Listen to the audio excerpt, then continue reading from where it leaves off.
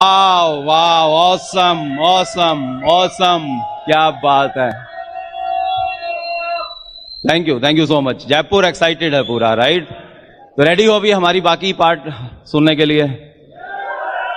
Okay, हमारा topic बड़ा जबरदस्त है। मैंने शुरू में ही बोला था कि अगर कमजोर दिल के लोग हैं तो थोड़ा सा इस टॉपिक के बारे में पहले से आपको तैयार कर देता हूं। टॉपिक ही ऐसा है तो इसलिए शायद मैं कुछ ऐसी बातें यहां पे करूंगा जो आज तक हमने अपनी किसी रैली में नहीं की हैं, और अपलाइन की जिम्मेवारी है उस स्टोरी को, इस हमारे जो हम स्ट्रगल अभी बताने वाले हैं उसमें जो कुछ हमारे साथ हुआ वो सुनकर अगर कुछ लोग घबरा जाते हैं तो फिर हमारी जिम्मेवारी नहीं है भाई, राइट? तो ये डिस्क्लेमर है शुरू में ही, ओके। और खाली ऐसा नहीं कि इस बिजनेस में, हम इस बिजनेस को करें या ना करें, वो सब चैलेंज तो हमारी लाइफ में आते ही हैं।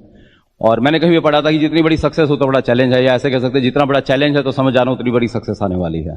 आप में से कितने लोग हैं जो अपना बिजनेस बिल गेट्स जैसा चाहते हैं, राजशाह जैसा चाहते हैं, कांति लता गाला जैसा चाहते हैं, कुमार जैसा बिजनेस, डॉक्टर बड़ैच जैसा बिजनेस किसको चाहिए है, राइट? आपको पता है जब ये लोग आज लेजेंड्स हैं इस बिजनेस में, और अगर इतने बड़े हैं ये लोग जिनको फॉलो करना चाहते हैं लोग, जिन जैसा बनना चाहते हैं लोग, जब इन्होंने बिजनेस को स्टार्ट किया था उसी समय और बहुत से लोगों ने बिजनेस को स्टार्ट किया था, लेकिन उन लोगों ने बिजनेस को छोड़ दिया।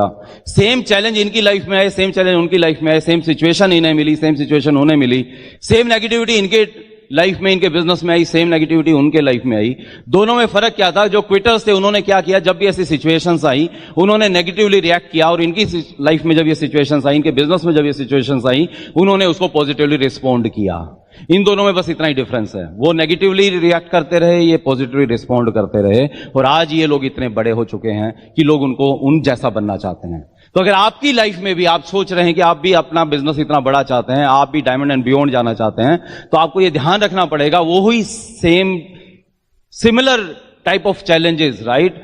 उसकी इंटेंसिटी कम हो सकती है, थोड़ी ज्यादा हो सकती है, ऐसे आपके बिजनेस में आपकी लाइफ में आएंगे, लेकिन आप कैसे उसको उस टाइम रिस्पॉन्ड कर रहे हैं या रिएक्ट कर रहे हैं, उस पर डिपेंड करेगा कि लास्ट में आपका आउटपुट, आपका रिजल्टेंट कैसा होने वाला है, राइट? ऐसा नहीं कि लोग बहुत अच्छा प्लान दिखाते थे, ओके, अच्छा दिखाते होंगे, बट मेरी टीम कई बार मुझे बोलती है सर आप ओपन मीटिंग में प्लान दिखा दो एक दिन, या किसी पेस में कहते हैं एक बार आप प्लान दिखा दीजिए सर कि आप कैसा प्लान दिखाते हैं। तो मैं उसको बोलता हूं यार कि आज तक जो मेरी इज्जत करता है तो वो इज्जत करनी छोड़ देगा, मेरा प्लान देख लेगा तो। Seriously, right? बिल्कुल सिंपल सा प्लान हम लोग दिखाते हैं। और बट यही हुआ कि हमारी लाइफ में भी कुछ चैलेंज आई, इस बिजनेस में कुछ सिचुएशंस आई जो हम आपको शेयर करेंगे आपके साथ में।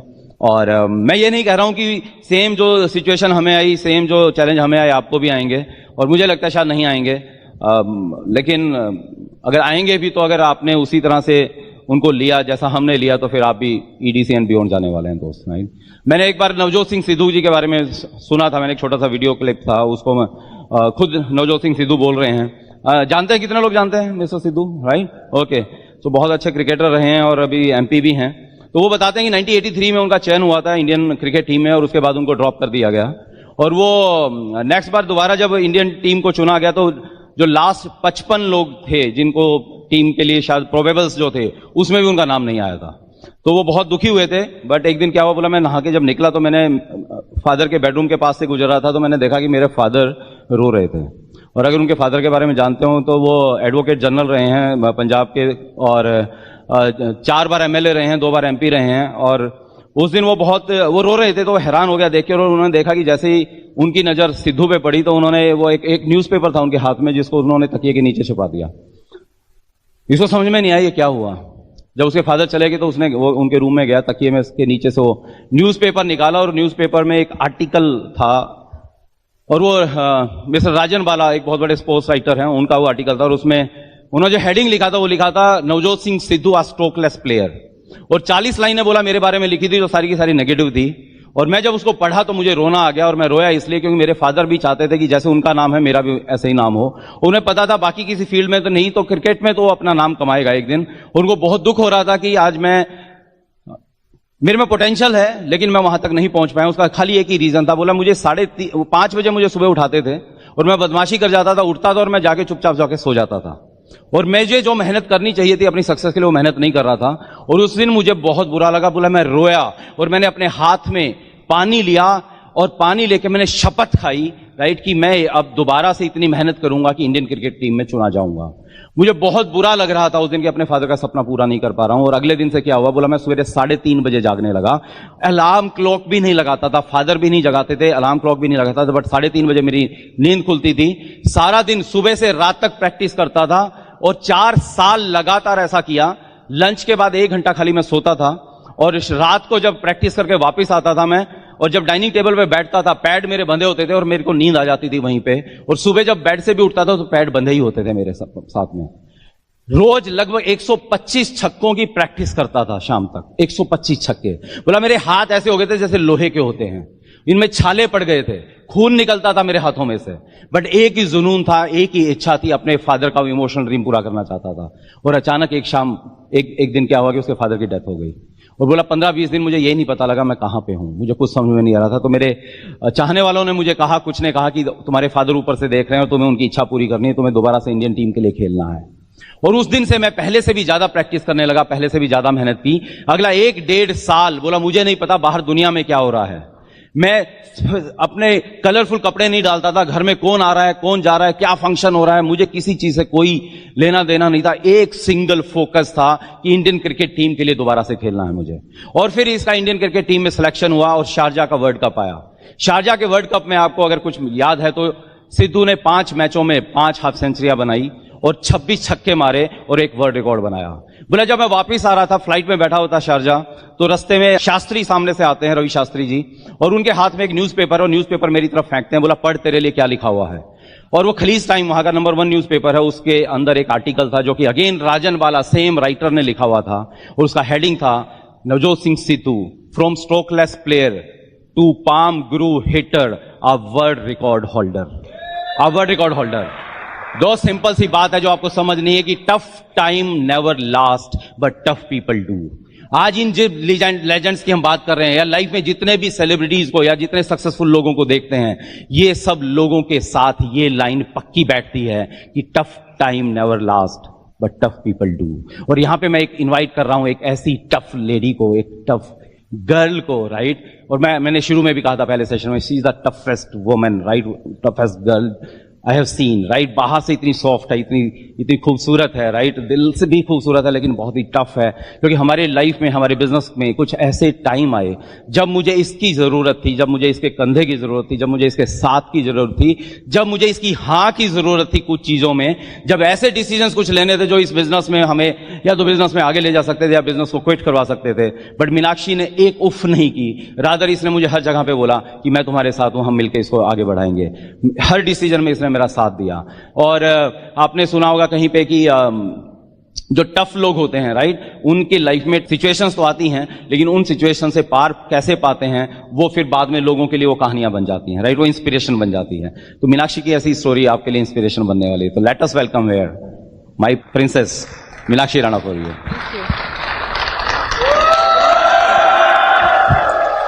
Thank you. आप लोगों ने गेम खेला होगा कंप्यूटर पर या मोबाइल पर, खेला होगा ना, कैंडी क्रश, और आजकल बहुत सारे वीडियो गेम्स भी चलते रहते हैं। क्या होता है उसके अंदर, लेवल्स होते हैं, है ना। पहले लेवल पे गेम इजी होता है और फिर धीरे धीरे जब आप उन लेवल्स को पार करते चले जाते हैं और तो game gets better and games get bigger and games get tougher, है ना। तो ऐसे ही लाइफ के अंदर भी होता है। एक सर्वे हुआ जिसमें ये उन्होंने फाइंड आउट करना था कि लोग कब छोड़ते हैं, मतलब किस पोजीशन पर छोड़ते हैं जो लोग। तो उन्होंने पाया कि ज्यादातर लोग ना 5 ना सुनने से पहले ही छोड़ देते हैं बिजनेस को, है ना। तो नए लोगों के लिए आप लोगों के लिए टफनेस क्या है ना। सबसे पहली टफनेस तो आपको दिखानी पड़ेगी जब आपकी ईगो पंचर होगी, जब कोई आपका भरोसे वाला इंसान जिसके ऊपर आपको कंप्लीट भरोसा होगा ना कि ये तो कर ही लेगा, और जब वो आपकी टांग खींचेगा और जब वो आपको ना बोलेगा, उस वक्त आज का दिन याद रख लेना कि ऐसा होता है। कोई बात नहीं, हमारा भी कोई क्लोज फ्रेंड इस बिजनेस में नहीं है, लेकिन फिर भी हम यहां पर हैं। सी बहुत बार क्या होता है, लोग ये सोच लेते हैं जब कोई मना करता है उदास हो जाते हैं और बिजनेस को छोड़ देते हैं। लेकिन कुछ लोग ऐसे होते हैं जो कहते हैं कि तुम्हें करके दिखाना है ना। या तो आप साबुन बन जाएंगे जो कि ना सुन के पिघल जाता है, या फिर आप सीमेंट बन जाएंगे जो कि ना सुन के और मजबूत हो जाता है, पानी डल के और मजबूत हो जाता है। और आपके सपने हैं, अगर आपके सपने हैं, अगर आप अपनी लाइफ से खुश हैं, देन इट्स ओके। लेकिन अगर आप लाइफ में कुछ चाहते हैं, है ना, अगर आपको आज जो हमने लाइफस्टाइल बताया, अगर आप वो जी रहे हैं तो इट्स ओके। लेकिन अगर आप उसमें बदलाव चाहते हैं, अगर आप उन रिवॉर्ड्स में से कुछ आपकी लाइफ में मिसिंग है, वो फ्रीडम मिसिंग है, तो फिर ये बिजनेस आपके लिए है। जो मेरी परवरिश हुई, असल में मेरे पेरेंट्स ने बिल्कुल अलग लाइफ मुझे दी थी, जो मुझे याद नहीं कभी मैंने कुछ मांगा हो और उन्होंने मुझे मना किया हो। और फिर हॉस्टल के अंदर पढ़ाई करी, तो अपनी शर्तों पर और अपनी कंडीशंस पर और अपने तरीके से लाइफ को जिया। लेकिन शादी होने के बाद लाइफ जो है वो थोड़ा सा चेंज हो जाती है। तो वो जो गाने पहले आते थे ना, इट्स माई लाइफ, है ना, तो वो बहुत अट्रैक्ट करते थे। और फिर जब इस बिजनेस में आए, तो फिर जब घर वालों से ऑपोजिशन मिला कि बहू को बाहर क्यों जाना है ना, और बहू को सपने देखने का हक नहीं है, अच्छी लाइफ जीने का हक नहीं है, ऊपर देखने वालों को ऊपर मत देखकर चलो नीचे देखो, है ना, ऐसे लोग बहुत सारे हैं जिनको हमारे जैसी लाइफ भी नहीं मिली। तो मैं उन लोगों में से नहीं थी, हम उन लोगों में से नहीं थे। हमें ये था कि अगर कोई एक तरीका है जिससे हमारे सपने पूरे हो सकते हैं, अगर कोई सच्चाई ईमानदारी का काम है, अगर किसी को अच्छी चीज देकर, अगर अपना बचा खुचा टाइम टीवी ना देखकर अगर कहीं पर इन्वेस्ट करने का काम है, और उससे अगर आप वो लाइफस्टाइल ले सकते हो, तो क्यों नहीं, तो फिर उसमें बुरा क्या है, तो फिर हमें क्यों रोका जा रहा है ना। तो ये सवाल हमेशा आता था, और उसी फ्रीडम की छटपटाहट थी, अपने उन ड्रीम्स को पूरा करने की छटपटाहट थी। और उसके लिए हम हमेशा अवेयर थे, क्योंकि सीडीज, बुक्स और फंक्शंस अटेंड करते थे, तो पता चलता था कि लोग जो हैं हर लेवल पर बाहर होते हैं, है ना। आपके लिए कौन सा लेवल है और आपकी टफनेस किस लेवल की है, आई डोंट नो। लेकिन हम हमेशा अवेयर थे कि अब हमारी लाइफ में ये चैलेंज आया है ना, ये ऑब्जेक्शन आई है। तो हमने उस वक्त इस बिजनेस को, अपने ड्रीम्स को मजबूती से पकड़ा, है ना। वो कहते हैं ना, जब आप रोलर कोस्टर पर होते हो तो पूरा सीट बेल्ट आपने बांधा होता है और पकड़ा होता है, क्योंकि आपको पता होता है क्या रिस्क है। तो यहां पर भी हमें पता था कि क्या रिस्क हो सकता है, ये बिजनेस छूटना नहीं चाहिए कम वक्त में। ओके, तो हमने वैसा ही किया।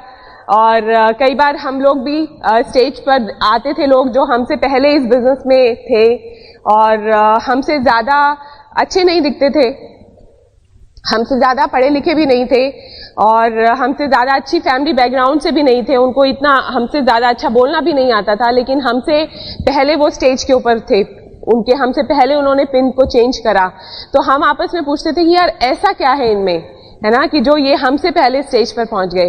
वो बाद में पता चला, है ना, कि जो अंदर की जो टफनेस होती है ना, जो अंदर जो आपके ड्रीम्स हैं, आप उनके कितने करीब हैं, और वो चीज आपको आगे लेकर आती है ना। तो हमने भी उस चीज का ध्यान रखा, और हम बहुत ऑनेस्ट थे अपने आप से कि हमारे सपने हमारी जॉब से पूरे नहीं हो सकते हैं, है ना। तो जो भी करना है इसी जन्म में करना है और खुद करना है।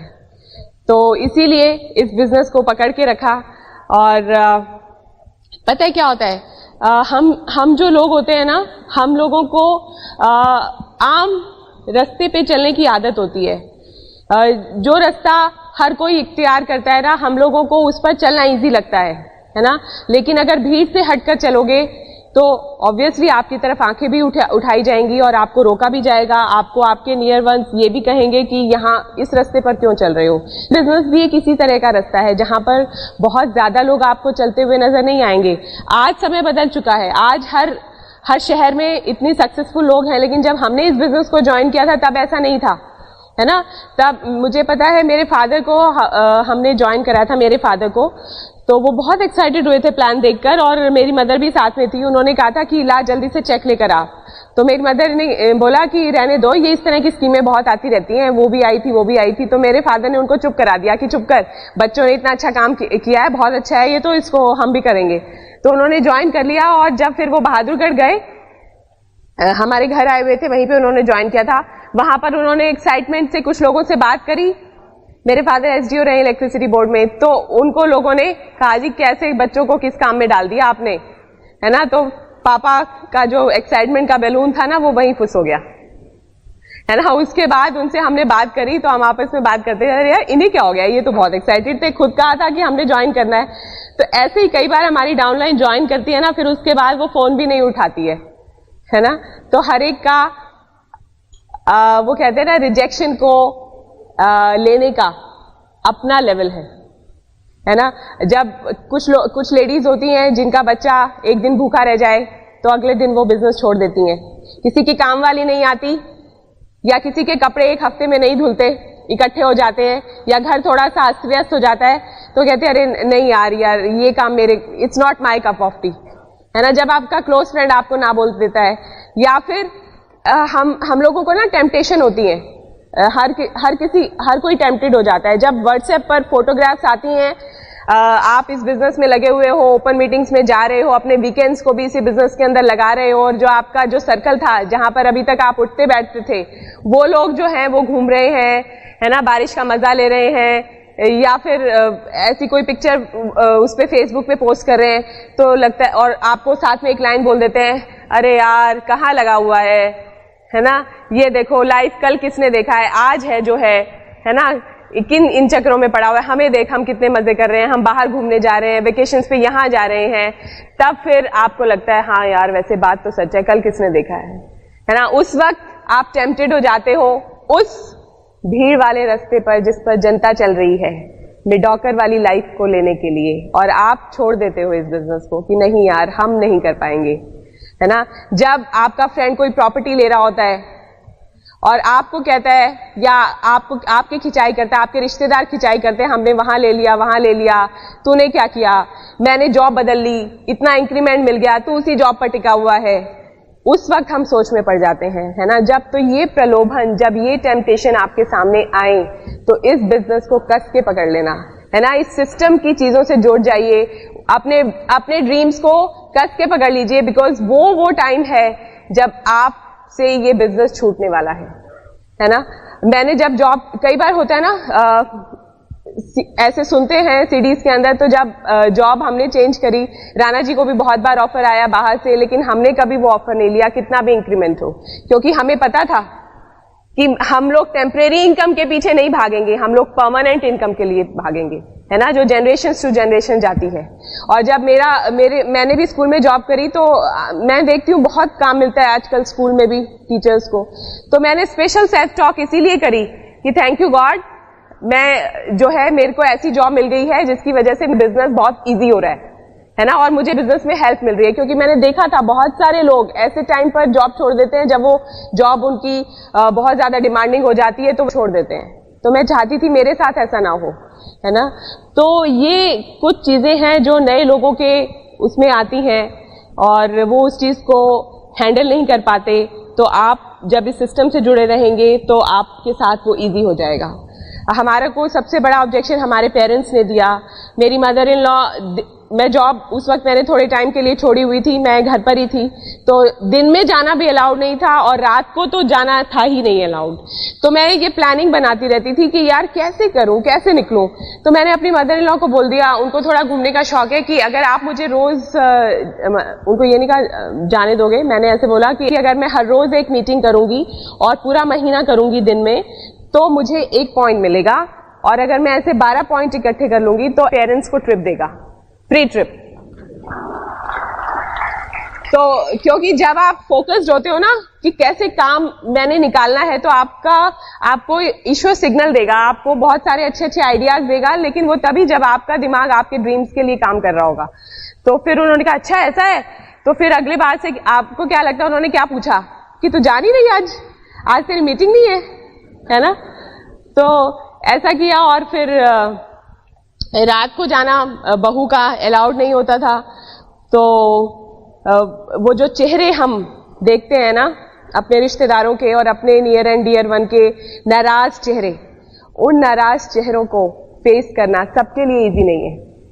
बहुत सारे लोग मैंने देखा है जो जॉइंट फैमिलीज में होते हैं, वो लेडीज बिजनेस को क्विट कर देती हैं क्योंकि वो हर किसी को खुश रखना चाहती हैं। तो मेरे फ्रेंड्स, मैं आपको ये यहां से मैसेज देना चाहती हूं, एक बार आप उनकी नाराजगी को आपको झेलना पड़ेगा, है ना।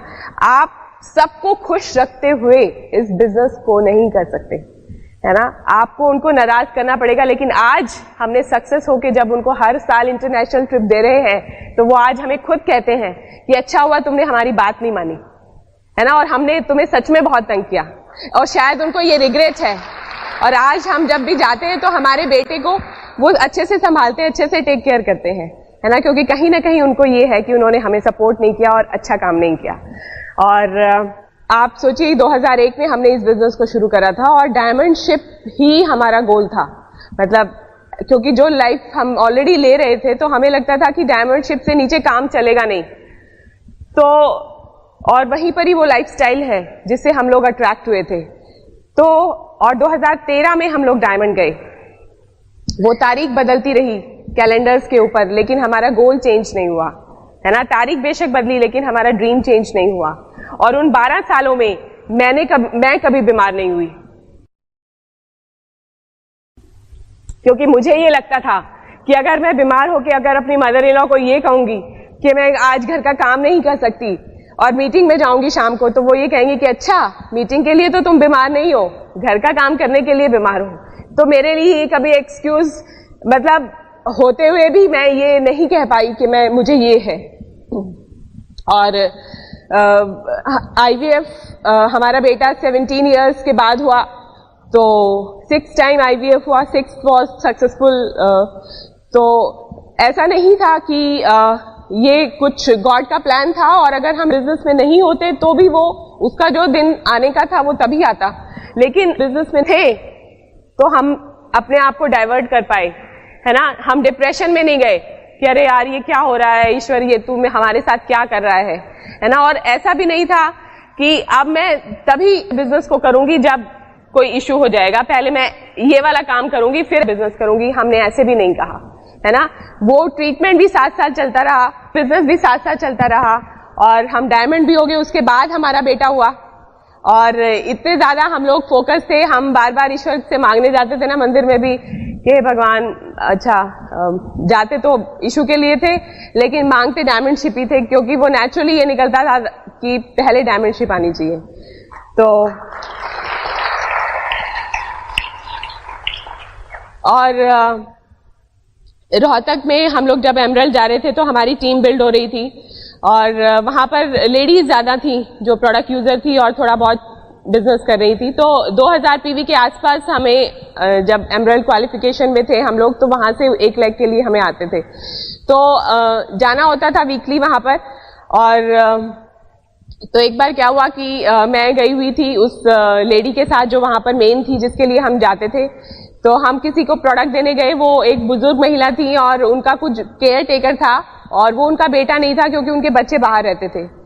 तो जब वहां पर प्रोडक्ट देने गए तो वो था उस वक्त, लेकिन वो फिर चला गया, और हमने उस लेडी को प्रोडक्ट सेल कर दिए और पैसे लेके हम लोग, हमारे पास इंडिगो गाड़ी थी, तो मैं और वो लेडी निकले।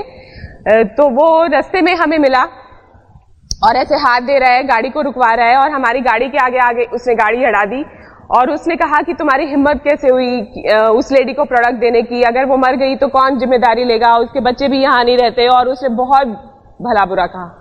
और फिर हम वापस आए, उसने कहा कि तुम यहाँ से निकल के दिखाओ कैसे निकलोगे रोहतक में से, हम बताते हैं तुम्हें। तो उस लेडी को वापस आए, प्रोडक्ट्स वापस किए, उसके पैसे उसको वापस किए, प्रोडक्ट्स लिए। और उस वक्त मैं थोड़ा इमोशनल हो गई, और क्योंकि उसने इतना कुछ सुना दिया, तो उस लेडी ने कहा कि तुम रो क्यों रही हो, अगर तुम घर से बाहर निकली हो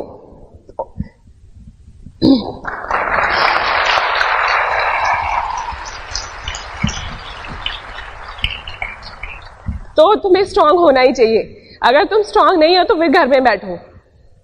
और हमने वो चीज इनको भी उस वक्त नहीं बताई, क्योंकि हमें था कि बाय चांस होता है ना जेंट्स को एकदम से गुस्सा आ जाए और बात बढ़ जाए। ना ही उस लेडी ने अपने हस्बैंड को बताई, लेकिन वो चीज तो आई गई हो गई, है ना। लेकिन वो एक ऐसा मोमेंट था जिस वक्त कोई डिसीजन ले सकती थी लेडी कि अरे यार इसमें तो ये सब होता है ना, मैं ये नहीं करूंगी, है ना। लेकिन हमें इस बिजनेस की, मुझे इस बिजनेस के रिवॉर्ड्स पता थे, और ये ऐसा ही नहीं होता है, ऐसा नहीं है। This is the safest place for ladies, है ना, जहाँ पे इतनी रिस्पेक्ट दी जाती है। बाकी जगहों पे तो और क्या क्या हो सकता है। तो मैंने उस बात को फॉरगिव एंड फॉरगेट किया और आगे हम अपने उसमें बढ़े। तो ये चीजें आप लोगों के साथ भी होंगी, अलग अलग लेवल पर होंगी। आपके सपनों की कीमत ईश्वर ने आपके लिए तय की है और वो कीमत आपको अदा करनी पड़ेगी, है ना। और हर किसी के लिए वो अलग अलग होती है।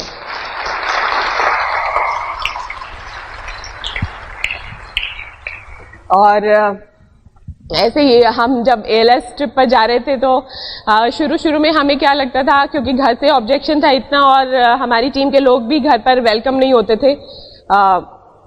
मतलब मोस्टली घर पर कोई आता भी था तो फादर इन लॉ उसको आने ही नहीं देते थे, वो चला जाता था।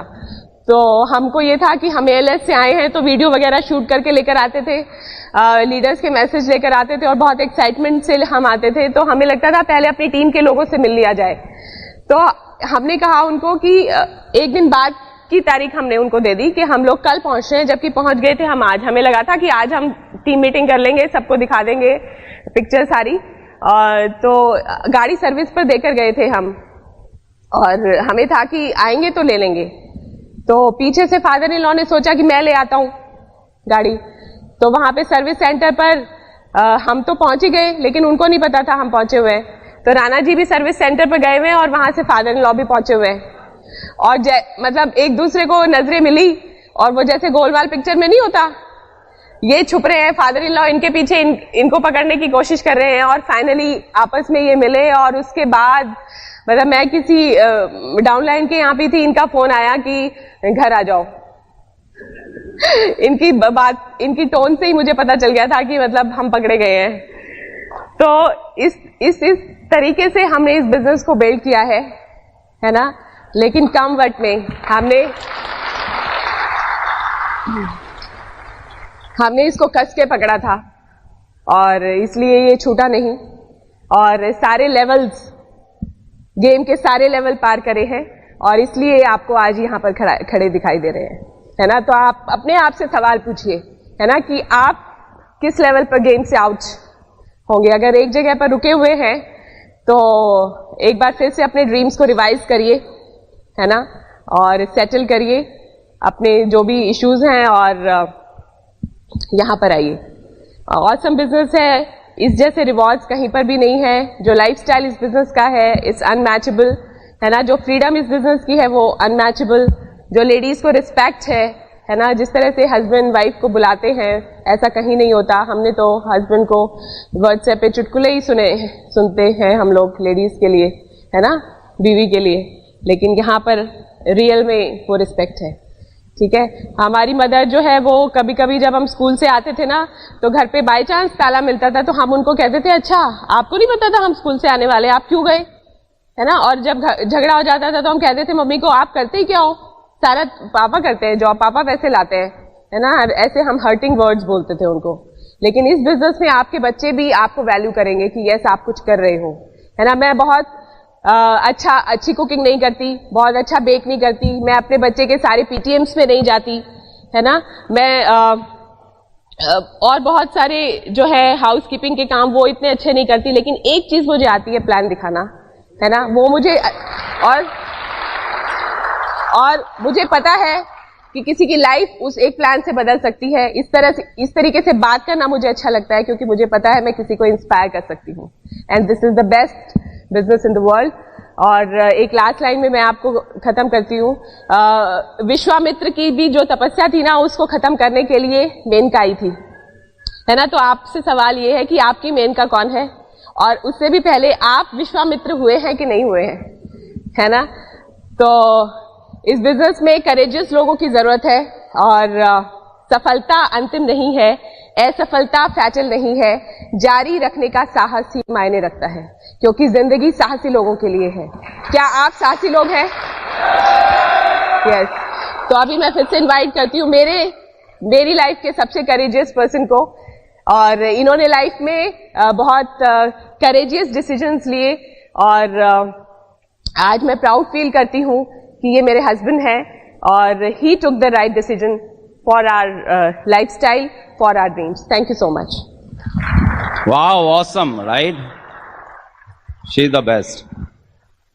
दो साधारण लोग ही होते हैं जो एक दिन बहुत बड़े बन जाते हैं। मैं कहीं पे पढ़ रहा था कि महान लोग वो साधारण लोग होते हैं जिनमें असाधारण इच्छा शक्ति होती है। Great people are ordinary people with extraordinary determination, right. ये बहुत सिंपल सी परिभाषा है, लेकिन यही फर्क करवा देती है एक ऑर्डिनरी में और एक एक्स्ट्रा ऑर्डिनरी में। आप मुझे ये बताइए कि जंगल में सबसे तेज कौन भागता है? चीता, ओके। सबसे तेज दिमाग किसका है? लोमड़ी का, राइट। और सबसे लंबा जानवर कौन सा है? जिराफ। सबसे भारी जानवर कौन सा है? हाथी। लेकिन जंगल का राजा कौन है?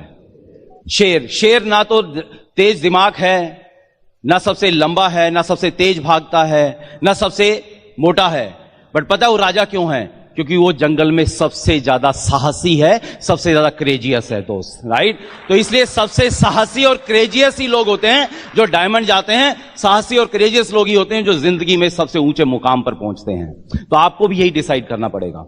मैं आपको, जैसे मीनाक्षी ने कुछ इंसिडेंट बताए, मैं आपको अपने हमारे बिजनेस के कुछ इंसिडेंट बताऊंगा जिससे आपको शायद चीज क्लियर होगी। बहुत छोटा सा इंसिडेंट बताता हूं आपको। नए नए बिजनेस में आए थे और जब मुझे पता था मीनाक्षी को मेरे साथ होना चाहिए हमेशा, और हम लोग दोनों इकट्ठा ही जाते थे, लेकिन एक दिन मुझे एक जगह प्लान दिखाना था, मेरे ऑफिस के काफी करीब था और मेरा ऑफिस से घर मुझे 2 घंटे लग जाते थे जाने। तो उस दिन मैंने सोचा चल यार डेमो आज मैं ही दिखा दूंगा, जबकि हर बार मीनाक्षी दिखाती थी और मैंने घर पे प्रैक्टिस नहीं की थी। तो मुझे लगा कि आज मैं ही कर लेता हूं, कोई बात नहीं, क्या दिक्कत है। और वापस घर जाऊंगा, वापस इसी जगह पे आना है, फिर 4 घंटे आने जाने में लग जाएंगे, लेट हो जाऊंगा। तो मैंने वहां गया, प्लान दिखाया, प्लान दिखाने के बाद मैं डेमो दिखाने लगा और एलओसी का डेमो दिखाया मैंने। वही आपने देखा होगा एलओसी का डेमो, जो आप एक रुमाल लेते हैं, रुमाल के ऊपर उसको कहते हैं कि पेन का निशान लगा दें, पर कई बार ऐसा प्रोस्पेक्ट मिल जाता है, वो कहता है बेटा आज देखता हूं मैं तुम निशान उतारेगा कैसे। ओके, तो उसने बाल पेन से तगड़े वाला निशान लगा दिया उस लेडी ने। और मैंने एलओसी का जो डेमो देखा था, 2 बूंद डाली मैंने, उस पर लगाई और रुमाल को रगड़ने लगा, बट मैंने कभी हाथ से नहीं किया था वो डेमो। तो इसलिए दिक्कत क्या हुई कि जैसे ही आपने वो एलओसी लगाते हैं तो क्या होता है, वो कलर फीका हो जाता है लेकिन फैल जाता है। और फिर उसका सिंपल सा मैजिक क्या है, पानी में डुबोइए और पानी में डुबोने के बाद वो सारा का सारा निकल जाता है कलर। बट मुझे ये ध्यान नहीं रहा कि अब इसको पानी में डुबाऊंगा तो ये खत्म हो जाएगा। तो मुझे लगा ये कलर ज्यादा फैल गया है, अब तो और मुश्किल हो गई है। और मैंने क्या किया, 2 बूंदे और डाल ली, 2 बूंदे और डाली और थोड़ा तेज रगड़ने लगा मैं उसे। जब तेज रगड़ने लगा तो वो लेडी समझ गई कि मैं कहां फंस गया हूं अभी। और उस लेडी ने पता मुझे क्या, भाई साहब कोई बात नहीं, कभी कभी हो जाता है, राइट। और मतलब उस टाइम मेरा दिमाग ऐसा कर रहा था काम की अभी धरती फट जाए और मैं तो नीचे समा जाऊं। बहुत मुश्किल हो रही थी और मैंने और ज्यादा दम लगाना शुरू कर दिया। वो बोली भाई साहब कोई बात नहीं, थोड़ा और लगा लो, है ना। मतलब जितनी मेरी इज्जत बढ़ा सकती थी वो उसने उस टाइम इज्जत बढ़ाई मेरी। और मैं आपको कसम से, मैं आपको सही बात बताऊं, मैंने इतना ज्यादा रगड़ा इसको कि वो रुमाल फट गया और मेरे यहां से ना खून आने लग गया था दोस्त, ठीक है। अभी आप हंस रहे हैं, जिस दिन आप ऐसे कर रहे हो और आपके साथ ऐसी सिचुएशन हो और आप अगर उस दिन हंसेंगे तो फिर ईडीसी चले जाओगे, नहीं। तो इंसिडेंट तो बहुत छोटा सा है, ये इंसिडेंट बहुत छोटा सा है, बट यहां से शुरुआत हो गई थी। हमें पता लगा था कि आगे क्या क्या होने वाला है, तुम्हें क्या क्या सुनने को मिल सकता है। और खैर, जैसे हमने बताया था कि मैं और मीनाक्षी रोज दोनों शाम को निकलते थे और जब रिजल्ट नहीं आए, जब हमें एक ही लेवल पे अटके रहे, पैसा ज्यादा लग रहा है, पैसा आ कम रहा है, लोग आ नहीं रहे, रिश्तेदार कोई नहीं बिजनेस में था, कोई दोस्त नहीं था, मेरा कलीग नहीं था, तो मेरे फादर मुझे कहने लगे यार तेरे को ही ज्यादा समझ में आ गया क्या बिजनेस, तुझे ही ज्यादा कुछ चाहिए क्या। मीनाक्षी को वो बातें सब सुनाने लगे जो मैं शायद सुन भी नहीं सकता था मेरे सामने जब मीनाक्षी को बोलते थे। तो मुझे बहुत अजीब लगता था कि ऐसा क्यों कर रहे हैं वो। और एक दिन मेरे फादर ने बोला बेटा तू तो बेशक 1 हफ्ता घर में मत आ, बट बहू शाम को 7-8 बजे के बाद बाहर नहीं जाएगी, बेइज्जती करवा रखी है तुमने हमारी रिश्तेदारों के अंदर, ये क्या बिजनेस। लोग पूछते हैं राणा साहब बच्चे क्या ठीक ठाक जॉब नहीं चल रही, दिक्कत क्या है, किस काम में लगा दिया आपने। तो एक रात को काफी लेट हो गए हम लोग और हमारा 2 मंजिल घर था और उसमें क्या है कि मेन दरवाजा जो है उसकी 2 चाबियां हैं। तो हम नहीं चाहते थे हम लेट आए तो पेरेंट्स को तंग करें, तो पेरेंट्स क्या करते थे अंदर से लॉक करते थे, चाबी निकाल लेते थे और सो जाते थे। तो और हम बाद में दूसरी चाबी से बाहर से खोलते थे, अंदर से बाद में लॉक किया और अंदर जाके सो गए। लेकिन उस दिन क्या हुआ, जब मैंने चाबी लगाई दरवाजे में तो चाबी घुसी नहीं उसमें, और चाबी घुसी इसलिए नहीं क्योंकि चाबी अंदर थी, तो मुझे लगा मदर भूल गई होगी। हमने बेल बजाई तो मदर के पैरों की आवाज आती है और हम लोग दरवाजे के पास आए, लेकिन दरवाजा नहीं खुला और खिड़की खुली, साइड से खिड़की खुली। मैंने कहा माँ तेरा लाल है, बोले बेटा तेरा पापा तेरे से ज्यादा अंदर लाल है गुस्से में। तो मैंने क्या हुआ, बोले वो कह रहे हैं कि बच्चों को बोल दो या तो आज के बाद बिजनेस कर लें या फिर ये घर चुन लें। हमें बड़ी हैरानी हुई, मैंने कहा ठीक है गुस्से में है हम मना लेते हैं। बोले नहीं बेटा आज वो नहीं मानने वाले हैं, और उन्होंने बंद किया खिड़की को और चली गई। हम शॉक थे उस समय कि यार ये सच में ऐसा हो रहा है क्या हमारे साथ में। और रात को हम लोग, हमारे पास मारुति 800 थी, एसी भी नहीं था, गर्मी के दिन थे और रात को हम सोने की कोशिश करते रहे। लेकिन उस रात को हम बहुत आसानी से डिसीजन ले सकते थे कि यार आज कोई भी टीम में नहीं है, घर में इतना शांति प्यार था, घर में झगड़ा बढ़ता जा रहा है। घर वाले मुझे श्रवण कुमार बोला करते थे और आज उनको लग रहा है ये बेटा तो बात ही नहीं मानता, बहू ने बिगाड़ दिया इसको, है ना, और बहू को सुनाते रहते हैं। तो ये सब चीजें हो रही हैं। तो अगर बिजनेस नहीं चल रहा है तो हम बिजनेस क्विट कर सकते थे, बट मुझे उस समय एक बात समझ में आ गई थी। एक बात हम दोनों ने डिसाइड किया कि आज से 5-7 साल बाद जब हमारे रिश्तेदार, हमारे जानने वाले को कोई बिजनेस प्लान दिखाया जाएगा तो लोग हमारा 2 तरह से जिक्र कर सकते हैं। हमारा जिक्र आएगा तो 2 तरह के लोगों में आ सकता है। या तो ये कहेंगे कि हाँ उन्होंने भी किया था लेकिन उन्होंने इस बिजनेस को छोड़ दिया, या फिर वो ये कहेंगे हाँ उन्होंने इस बिजनेस के अंदर कमाल कर दिया। और हम नहीं चाहते थे हमारा नाम बिजनेस के क्विटर्स में आए, उन लोगों में आए जो बिजनेस को छोड़ चुके होते हैं। दोस्त रात को हमने डिसाइड किया नहीं, हमारा नाम सक्सेसफुल लोगों में आए। आपको भी मैं यही चैलेंज दे रहा हूं दोस्त, आज रात को आप ये डिसीजन लेना कि आज से 5-7 साल बाद जब आपके दोस्त रिश्तेदारों को बिजनेस दिखाने आएगा और जब आपका रिश्तेदार, दोस्त, पड़ोसी आपका जिक्र करेगा तो आपका नाम बिजनेस को छोड़ने वालों में आएगा कि डायमंड जाने वालों में आएगा। वो आज रात को आपको डिसाइड करना पड़ेगा दोस्त। और उस दिन सुबह क्या हुआ कि मेरी मदर हमें जगाने आई। सोए तो नहीं थे हम, नींद तो नहीं आई थी। मदर सवेरे सवेरे आ गई और मुझे लगा शायद माँ का प्यार उमड़ आया है। तो माँ ने बोला कि नहीं बेटा ऐसा कुछ नहीं है, पड़ोसी जाग जाएंगे, उनको पता लग जाएगा बेटा बहू नाराज होकर बाहर सो रहे हैं तो अच्छा नहीं लगेगा, तो अंदर आ जा। हम अंदर गए, मेरे फादर जाग रहे थे और मेरे फादर ने मेरी मदर को बोला मेरे सामने, बोले हिंदुस्तान में कोई भी डायमंड चला जाएगा, मैं तेरे को लिख के देता हूं, तेरा बेटा कभी डायमंड नहीं जा पाएगा। और मुझे हैरानी हुई कि जन्म देने वाले को मेरे पोटेंशियल पे विश्वास नहीं है और 250-300 किलोमीटर दूर बैठा मेरा अपलाइन रोज फोन करके मुझे कहता है तू एक दिन पक्का डायमंड जाएगा, राइट। वो शख्स मुझ पर विश्वास कर रहा है। और उस समय मैंने अपने फादर को बोला पापा मुझे नहीं पता हिंदुस्तान में कोई डायमंड जाएगा या नहीं जाएगा, आपका बेटा डायमंड जाके दिखाएगा, राइट।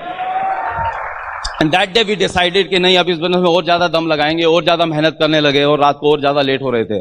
और होता क्या था, हम रात को जब घर पे पहुंचते थे और मेरे फादर जो 9-9:30 बजे सो जाते थे, लेकिन हम 11 बजे पहुंचे हैं, 12 बजे पहुंचे हैं, वो जाग रहे होते थे। और जाते ही अंदर घुसते ही, जैसे आपने मूवीज में देखा होगा ना, वो लड़की रात को लेट आई और उसकी माँ जाग रही होती, अचानक लाइट जलाती और कहती बेटी कहाँ थी इस समय, राइट। तो वही हाल होता था हमारा। वो लाइट जलाते थे, घड़ी की तरफ देखते थे और जितने अच्छे अच्छे श्लोक वो सुनाते थे हमें, और मुझसे ज्यादा मीनाक्षी को सुनाते थे और मुझे वो बहुत बुरा लगता था। और जब मीनाक्षी को कुछ कहते थे तो मैं भी शायद उनसे वो सब बातें कुछ कह देता था जो मुझे नहीं कहनी चाहिए थी, लेकिन वो उस टाइम गुस्सा होता था उनका भी और मेरा भी। और मीनाक्षी भी कभी कुछ ऐसा बोल देती थी तो जिससे झगड़ा और ज्यादा बढ़ जाता था घर के अंदर और माहौल बहुत खराब होता जा रहा था। इनफैक्ट कई बार फिर तो क्या हुआ कि हम जब प्लान दिखाने के लिए जब शाम को निकलते थे तो घर में फिर से झगड़ा होता था निकलते वक्त कि आज फिर चल पड़े, तुम मानते नहीं हो, ये सब है, क्या रखा हुआ है। गलती उनकी भी नहीं थी क्योंकि उनको नहीं पता था कि एक दिन कितना बड़ा रिवार्ड मिलेगा और यहाँ पे क्या होने वाला है। उनको ये भी नहीं पता था कि वो सपने, जिन सपनों के लिए इस बिजनेस में आए, वो खाली सपने हमारे नहीं, हमने उनके लिए भी देखे हुए हैं। क्योंकि पूरी जिंदगी उन्होंने अपना पेट पे काट काट के हमारे को बड़ा किया था, हमारे लिए अपने सपनों की तिलांजलि दी थी। तो हमें लगता था नहीं, हमें उनके सपने भी पूरे करने हैं। तो इस तरह से जब हम निकलते तो झगड़ा होता था। तो आप सोचिए, जब आप ऐसे दिमाग से किसी को प्लान दिखाने जा रहे हैं, कोशिश तो हम बहुत करते थे हम उसी एक्साइटमेंट से दिखाएं, लेकिन वो एक्साइटमेंट रहती नहीं थी वहां पे। उस तरह से वो प्लान दिखा नहीं पाता था क्योंकि दिमाग में वही घूम रहा होता था कि जाते ही फिर वो इवन ऐसा होने लगा था कि 10 बजे के आसपास उनका फोन आ जाता था। और फादर अगर उस दिन घर से निकलते वक्त झगड़ा नहीं हुआ है तो फोन पे फिर हमें बहुत कुछ कहते थे। और मैं प्लान दिखा रहा हूं और फोन अटेंड ना करूं वो भी मुझे अच्छा नहीं लगता था, तो मैं फोन भी अटेंड करता था और वो मुझे बहुत कुछ सुनाते थे। बहुत मुश्किल हो रही थी दोस्त, बट वो ट्रांसफर हो जाता है और रिजल्ट नहीं आ रहे थे। और दूसरी बात पता है क्या है, पेरेंट्स की ब्लेसिंग्स नहीं मिलती हैं तो भी बिजनेस या लाइफ में हम आगे नहीं बढ़ सकते हैं। तो उनकी ब्लेसिंग्स मिल नहीं रही थी, झगड़े होते जा रहे थे। तो हमने एक रात को दोनों ने डिसाइड किया कि अगर हम घर में रहेंगे और वो हमें रोज ऐसे जाते हुए देखेंगे तो शायद ये झगड़ा ऐसे ही चलता रहेगा और बिजनेस में हम दम लगाते रहेंगे लेकिन हमारी सफलता डिले होती रहेगी। तो हमें लगा कि हमें इस घर को शायद छोड़ देना चाहिए। और हम जिस तरह के परिवार में हैं, हम सेम शहर में रहते हुए दूसरा घर में शिफ्ट होना, ये हमारे यहां हम सोच भी नहीं सकते हैं। लेकिन उस रात को हमें डिसाइड करना पड़ा। और मैं आपको बताऊं, हमने अपनी अपलाइन को फोन करके नहीं पूछा था, हमने अपने अपलाइन के पास रोते हुए नहीं कहते, या हमने ये नहीं कहा था आप हमें सजेस्ट करिए, क्योंकि हमारी लाइफ, हमारे ड्रीम, हमारे सपने, हमारी फैमिली, हमारा बिजनेस, वो ओनरशिप थी। और मुझे ये पता था कि अगर मैं अपलाइन के पास जाऊंगा भी ना तो अपलाइन तो कभी नहीं कहने वाली है ना कि आप अपना घर छोड़ दीजिए। अपलाइन तो कहेगी कोई नहीं, आप कोशिश करिए जिस तरह से हो सकता है। But that night we decided कि हमें अब घर छोड़ना पड़ेगा। और हमने थोड़ा सा दूरी पे एक घर लिया, राइट, द्वारका में हम लोग रहने लगे। और वो घर भी फिर अगेन हमें लगा कि छोटा घर क्यों ले, तो हमने 3 बेडरूम का घर ले लिया वो। और जिस दिन हम लोग घर से जा रहे थे, मैं उस सीन कभी नहीं भूलता हूँ। घर के बाहर इवन जब हम पैकिंग करे तो मेरी मदर ने कहा बेटा अब तुम, बहुत झगड़े हुए, बहुत कुछ हुआ, रूठे माने, वो सब हुआ। और लास्ट में मदर बोली तुमने जाना ही है तो बस एक ध्यान रखना, मैं नहीं चाहती अगेन, क्योंकि सबसे ज्यादा चिंता हमें यही होती है क्या कहेंगे लोग, राइट। तो बोले कि आप जिस दिन जाओगे तो मेरी रिक्वेस्ट से ये है कि तुम ना अपना टेम्पो या ट्रक लेके मत आना, तुम जितना सामान तुम्हारी गाड़ी में आ सकता है वो लेके चले जाना, क्योंकि मैं पड़ोसियों को नहीं बताना चाहती हूँ। मैंने कहा ठीक है माँ, ये बात भी मान ली। और हमारे पास इंडिका गाड़ी थी, छोटी सी गाड़ी, सोचिए उसमें क्या आएगा। तो उसमें जितना सामान हो सकता था, खाने पीने का थोड़ा सा सामान, एक गैस का सिलेंडर, एक चूल्हा, एसी घर में रहते थे, पूरा इंडिपेंडेंट हाउस था, बढ़िया आलीशान एक रहन सहन था, वो सब छोड़ के हम लोग उस तरह से निकले थे जैसे खाना बदोश निकलता है। हमारे पास खाली एक चद्दर, एक तकिया, राइट, एक गद्दा और एक फोल्डिंग बेड, राइट, जितना उसमें आ सकता है सामान, कुछ कपड़े। और तब तक मेरी जितनी सैलरी थी वो मेरे फादर के पास रहती थी। जैसे ही सैलरी आती थी मैं अपने फादर को ट्रांसफर कर देता था, और एक पैसा नहीं था। और जब आप इतने प्यार से जब हार जाएंगे तो आपको क्या लगता है फादर लाखों रुपए देने वाले हैं, एक पैसा हमारी जेब में नहीं है।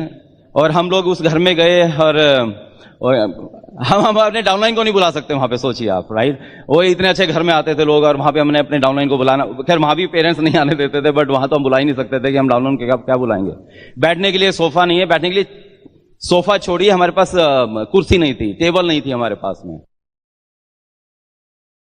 और रात को जब सोते थे, गर्मी 40-42 डिग्री, दोपहर को कभी सो रहे हैं तो 40-42 डिग्री टेम्परेचर, पंखा चल रहा है, लू ला रही है वहां पे, और एसी रूम को छोड़ के वहां पे पहुंचे थे। और साथ में एक बाल्टी रखते थे, बाल्टी के अंदर चद्दर को डुबोते थे, उसको निचोड़ते थे और सोते थे, लेकिन 15 मिनट में वो फिर सूख जाती थी। हमारी टीम में बहुत से लोग आते हैं, वो कहते हैं सर हमारे पास पैसा नहीं है, हमारे घर में ऐसा घर नहीं है जिसमें हम लोगों को बुला पाएं। तब हम उनको ये स्टोरी बताते हैं, दोस्तों को बताते हैं कि तुम्हारे साथ ये है, हमने ये क्रिएट किया था हमारे लिए, राइट, हमने क्रिएट किया था। और लेकिन आपको मैंने कहा था शुरू में कि हमने अपने लिए, हमारे पेरेंट्स ने हमारे लिए इमरजेंसी क्रिएट कर दी थी। हमारे पास अभी कोई मौका नहीं था कि हम इस बिजनेस को स्लो करते, दोस्त, ओके। और हमारी अपलाइन आती थी तो अपलाइन को भी नीचे जमीन के ऊपर गद्दे पे सुलाते थे, हमें अच्छा तो नहीं लगता था, लेकिन अपलाइन को भी पता था कि ये सब कुछ इनके साथ हुआ है, बट ये डिसीजन हमारा था, ये बिजनेस हमारा था, ये हमारे समझ में आती थी बात।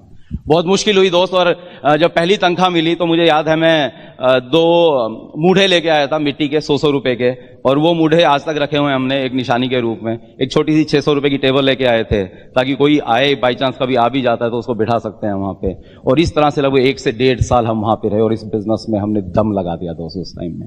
मैं आपको ये नहीं कह रहा हूं दोस्त कि आपको ऐसा करना पड़ेगा, आपकी लाइफ में ऐसा आएगा, या आपको ऐसा घर छोड़ना पड़ेगा, मैं नहीं कह रहा हूं। हम अपनी स्टोरी बता रहे हैं, जैसे मीनाक्षी ने कहा कि आपकी सफलता की कीमत आप ही को अदा करनी पड़ती है, और उसकी कीमत हमें नहीं पता है क्या कीमत है, बट आपकी सफलता की कीमत आप ही को अदा करनी पड़ेगी। हमारी सफलता की कीमत हमने अदा की है दोस्त, राइट।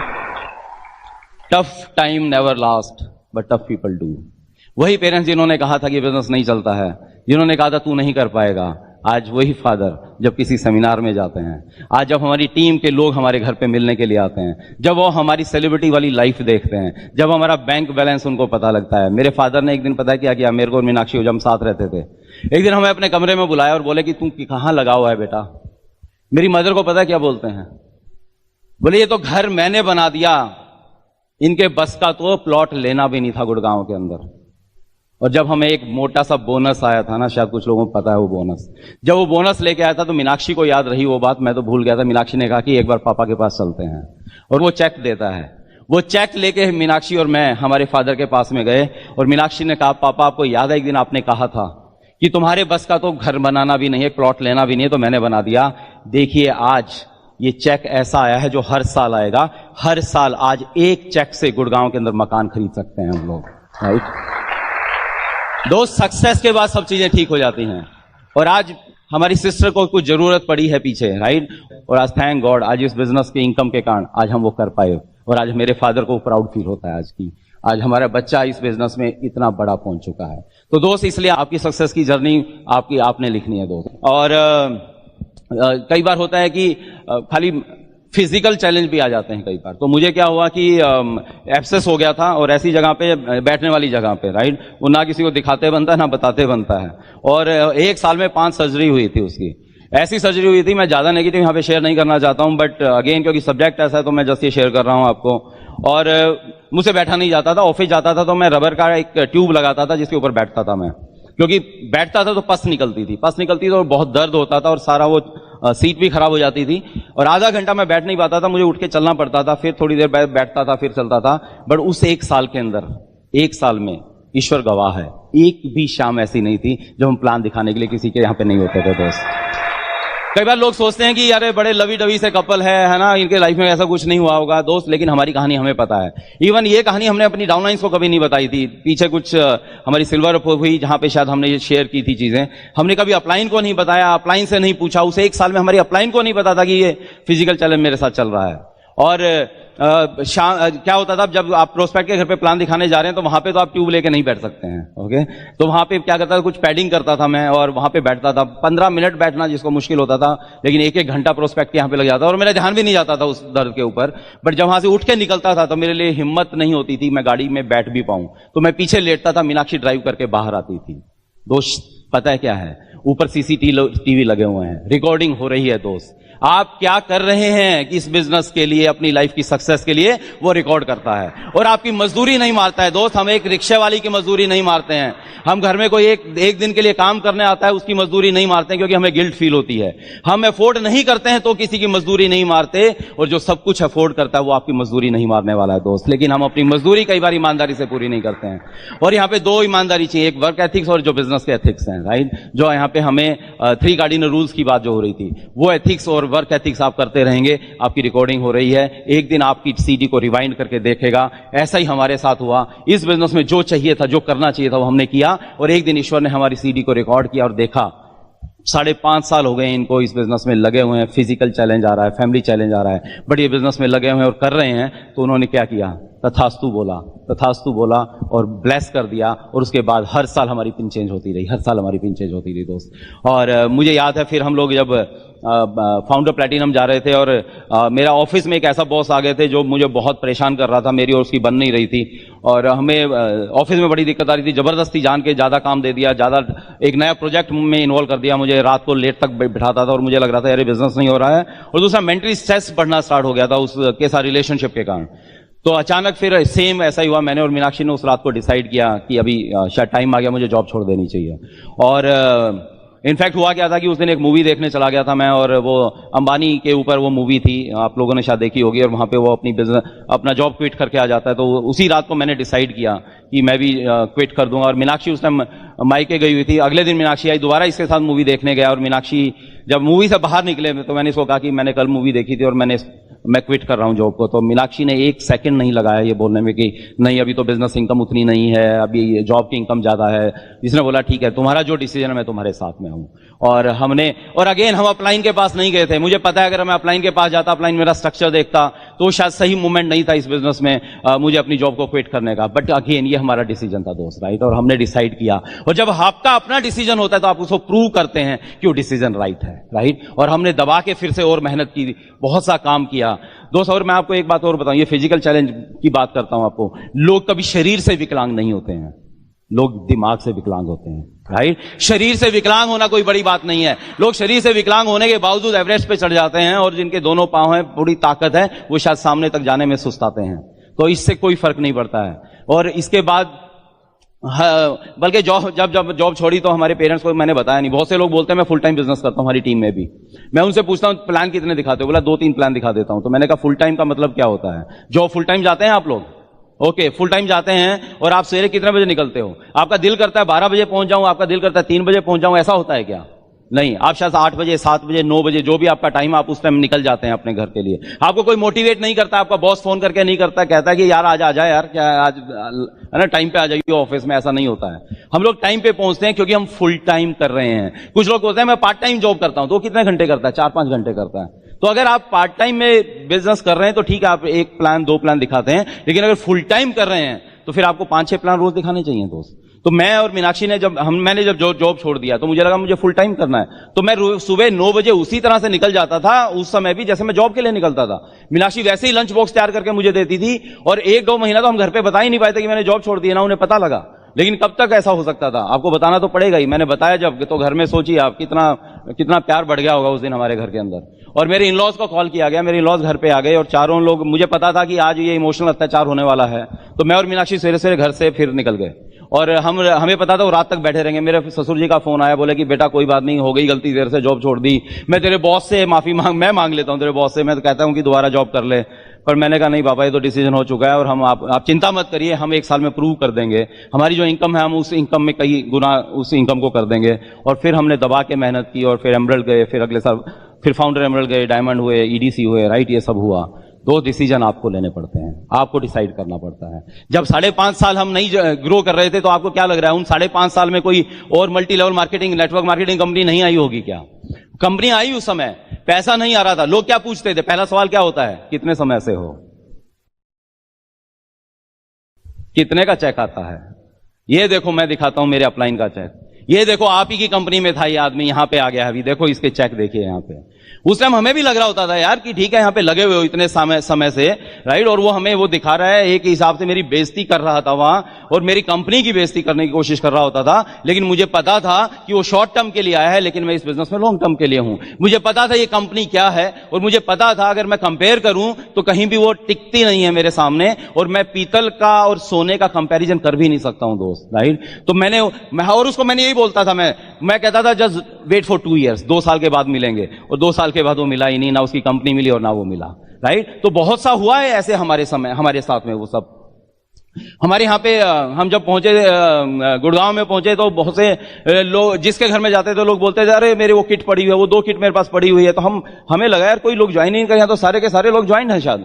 हम लोग अपनी अपलाइन डॉक्टर बड़ैच से उतना ज्यादा मुलाकात नहीं होती थी, बट कहीं पे हमसे मिले, वो उस टाइम गुड़गांव शिफ्ट हो चुके थे। हम उनके पास गए और हमने कहा कि ऐसे ऐसे हमारे सब जगह ऐसा हो रहा है, सब लोग कह रहे हैं हम ज्वाइन हो गए हैं। तो उन्होंने एक ही बात कही थी, बेटा चिंता मत कर, किसी भी एक शहर को में क्रांति लाने के लिए, रिवोल्यूशन लाने के लिए हमेशा एक आदमी की जरूरत होती है, और तुम यहां पे रिवोल्यूशन ला सकते हो। और वो एक शब्द हमारे लिए इतना कुछ काम कर गया, वो लाइन इतनी काम कर गई, हमने पीछे मुड़ के नहीं देखा और इतना बड़ा टीम बिल्ड किया वहां पर। दोस्त ये सब चीजें हमारे साथ हुई हैं, ये सब आपके साथ हो रही हैं, नहीं हो रही है मुझे नहीं पता है, बट बात एक ही याद आती है कि tough time never last but tough people do. अगर हम इस बिजनेस को क्विट कर देते ना तो बहुत सी कहानियां, बहुत सी चीजें ऐसी हैं जिस टाइम शायद हम इस बिजनेस को छोड़ने की सोच सकते थे। शायद ऐसे कुछ मोमेंट्स आते थे, या छोड़ते नहीं बट हम शायद कुछ और डिसीजन ले लेते, मतलब जो थोड़ा डिल्यूट हो जाती चीजें, और शायद हमारी ये सक्सेस लेट होती जाती। लेकिन हमने उस समय में शायद ईश्वर ने कुछ ब्लेसिंग दी ऐसी कि वो राइट डिसीजन लिए, और उन डिसीजंस का रिजल्ट है जो आज हम यहाँ पे और जो हम लाइफ को एंजॉय कर रहे हैं। वही पेरेंट्स, वही मदर, वही फादर, जैसे मैं बता रहा था, आज मीनाक्षी ने बोला कि आज वही कहते हैं कि थैंक यू, तुमने हमारी बात नहीं मानी, इस बिजनेस को नहीं छोड़ा। मैंने पहले भी शेयर किया है कि हमने अपने पेरेंट्स को 6 इंटरनेशनल ट्रिप दिए हैं। हर साल उनको एक इंटरनेशनल ट्रिप देते हैं हम लोग, और पहले पूरा हिंदुस्तान उनको घुमाया हमने। और मेरी मदर, फिर से वो इंसिडेंट मुझे याद आता है जब वो सिंगापुर के लिए जा रहे थे, और मेरे इन लॉज भी हमारे साथ, उनके साथ घूमने के लिए जा रहे थे। हमें ही ने स्पॉन्सर किया था सारा खर्चा, और मेरे इन लॉज अंदर चले गए एयरपोर्ट पे, हम लोग सी ऑफ करने गए थे एयरपोर्ट पे, मेरे फादर भी अंदर चले गए, मेरी मदर वापस मुड़ के आती हैं। जब मुड़ के आ रही हैं तो मुझे लगता है शायद वो बताएंगी बेटा दही बाहर रह गई है, फ्रिज में रख दियो, है ना। मैंने कहा अभी भी ये टेंशन ले रही हैं, या बोलेंगी दरवाजे सारे चेक कर लेना सोते वक्त। बट जैसे मेरे करीब आई तो मैंने देखा उनकी आंखों में आंसू थे, मेरे पास आई, मेरे गले लगी और जोर जोर से रोने लगी, और मेरे कान में बोलती हैं थैंक यू बेटा। और मैंने ये शब्द सुने और मैं भी जोर से रोने लगा दोस्त, मेरे भी आंसू निकल गए। लेकिन ये तालियां दोस्त तब बजाना जब आपके पेरेंट्स आपको थैंक यू बोलें किसी दिन। और मुझे उस दिन ये समझ में आ गया कि आज तक जितनी ना सुनी थी, जितना स्ट्रगल, जितने लोगों से सब कुछ सुना था, अगर उसका 1000 गुना ज्यादा भी स्ट्रगल हो गया होता ना, और अगर पेरेंट्स से या मदर से ये 3 शब्द थैंक यू बेटा सुनने को मिल जाते तो शायद कोई बड़ा स्ट्रगल नहीं किया मैंने। मेरा सवाल दोस्त आपसे सिर्फ एक है, हम बचपन से लेकर आज तक अपने पेरेंट्स को थैंक्स बोलते आए हैं। उन्होंने एक जूता लाए तो थैंक्स बोला, एक जुराब लेके आए तो थैंक्स बोला था हमने, एक पेन पेंसिल लेके आए, ज्योमेट्री बॉक्स लेके आए तो थैंक्स बोला, नए कपड़े लेके आए तो थैंक्स बोला, हमारे लिए वो साइकिल लेके आए तो थैंक्स बोला था, शायद हमारी मोटरसाइकिल का पैसा भी दिया उन्होंने, हमने थैंक्स बोला है, शायद आपकी कार की किस्तों को भी वो चुका रहे हैं, शायद आपका घर बनाने के लिए उन्होंने पैसे दिए हैं। हमने हजारों बार अपनी जिंदगी में उनको थैंक्स बोला है। बट क्या आपकी जिंदगी में एक वक्त भी ऐसा आया, एक मोमेंट भी ऐसा है जब आपके पेरेंट्स ने आपको थैंक्स बोला है? मुझे यही चीज लगती थी दोस्त कि आज मैं बेशक जॉब में कितना भी ऊंचा हो जाऊं, मैं अपने बिजनेस में कहीं भी हो जाऊं, लेकिन अगर पेरेंट्स ने कभी थैंक्स सुनना नहीं चाहते हैं थैंक्स, लेकिन उनको कम से वो प्राउड फील तो हो कि हमने सही बच्चे को जन्म दिया है, हमारे बच्चे ने वो कर दिखाया जो कभी हमने उसके बारे में सोचा था। तो दोस्त अगर आपको कभी थैंक्स नहीं किया कि आपके पेरेंट्स ने, तो मुझे नहीं लगता फिर हमने कुछ बड़ा काम किया है दोस्त। आप सोच के देखिए कितने लोग हैं जो अपने पेरेंट्स के साथ रहते हैं आज। अगर आप एनसीआर में जाएंगे तो आप देखेंगे वहां पे 80% लोग अपने पेरेंट्स के साथ नहीं रह पाते हैं। बट आप सब पेरेंट्स के साथ रहना चाहते हैं, राइट? बट ऐसी मजबूरी हो जाती है कि हमें कमाई करने के लिए बाहर जाना पड़ता है, और उनको हमारी जरूरत कब आती है? 60 साल से पहले या 60 साल के बाद? 60 साल के बाद। लेकिन 60 साल के बाद उनको जब हमारी जरूरत आती है हम उनके साथ में नहीं है। याद करो बचपन के अंदर हम जब सोते थे और रात को एक खांसी भी आती थी ना, तो हमारी माँ सारे रात सिरहाने बैठ के जागती रहती थी। वही सोचती थी कि अगर कभी जब वो बड़ी हो जाएंगी और उनको कभी ऐसी तबीयत उनकी खराब होगी तो इनके बच्चे, मेरे बच्चे शायद मेरे सिरहाने बैठेंगे, पूरी रात जागेंगे।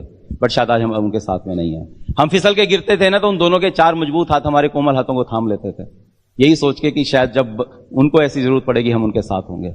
अपनी मदर से अगर दूर रहते हो ना, अपनी मदर को फोन करके पूछना किसी दिन, वो बताएगी कि जब वो नहाती है ना तो बाथरूम का दरवाजा बंद नहीं करती है, क्योंकि उसके डर है अगर वो फिसल के गिर गई ना तो उसको उठाने वाला हम पे शायद कोई नहीं है।